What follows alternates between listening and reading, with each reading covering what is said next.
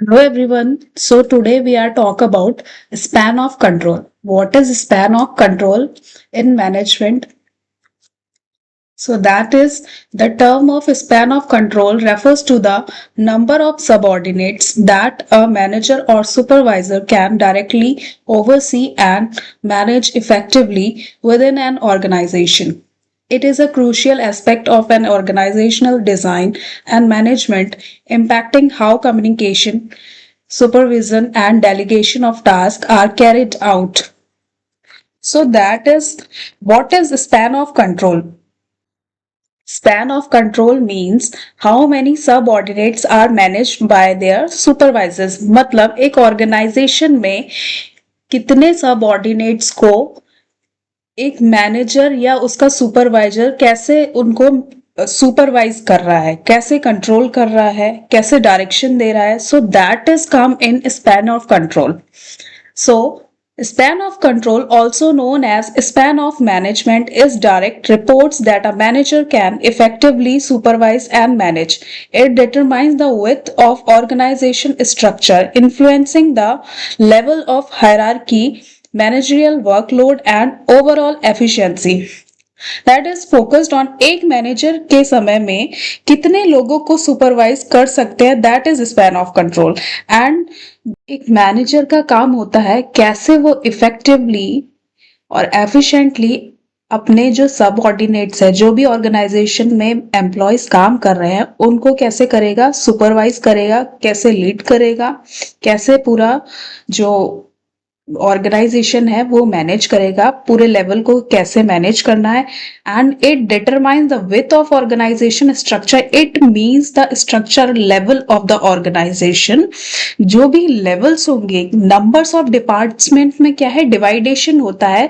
Then how to control the organisational department and level of hierarchy. मतलब top level से जो bottom level तक चीजें होंगी या बॉटम लेवल से टॉप लेवल तक चीजें होंगी, वो क्या करेगा, कैसे मैनेज करना है, कैसे अपने एम्प्लॉयज जो काम कर रहे हैं उन पे वर्कलोड कैसा होगा, किस तरीके से काम होगा, जैसे कि ओवरऑल एफिशिएंसी क्या हो, बनी रहे.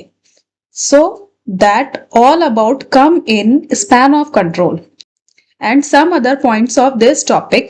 The span of control can interchangeable termed as span of management, span of supervision, span of authority. Interchangeable terms हैं, जैसे कि ये इसको हम स्पैन ऑफ मैनेजमेंट भी बोल सकते हैं, स्पैन ऑफ सुपरविजन भी बोल सकते हैं, स्पैन ऑफ अथॉरिटी भी. And ideal ratio, top level manager should have span of control 1:6, while lower level manager should ideally manage 1:20 subordinates. So हर एक ऑर्गेनाइजेशन या डिपार्टमेंट हो गया, उसमें क्या होता है, एक आइडियल रेशियो होता है. जैसे कि स्कूल्स में होता है 1:30. 30 स्टूडेंट्स को कौन देखेगा, एक टीचर देखेगा. And same in college. College में 60 स्टूडेंट्स को क्या है, वन टीचर देखेगा.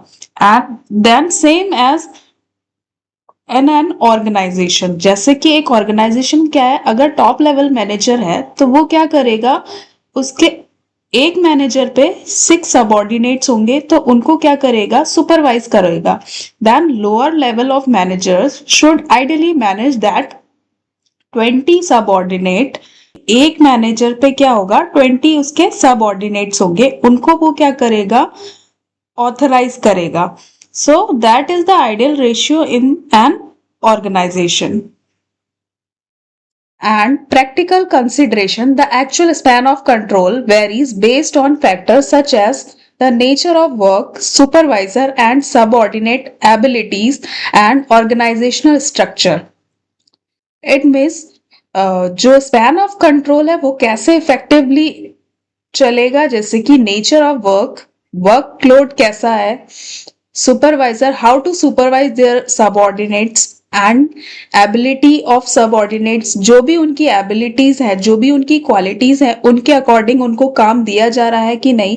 organizational structure, it means जो भी departments हमने divide किए हैं वो एक तरीके से किए हैं कि नहीं, जो कि क्या हो, ऑर्गेनाइजेशन के लिए बहुत ही एफिशिएंट रहे, बहुत ही बेनिफिशियल रहे.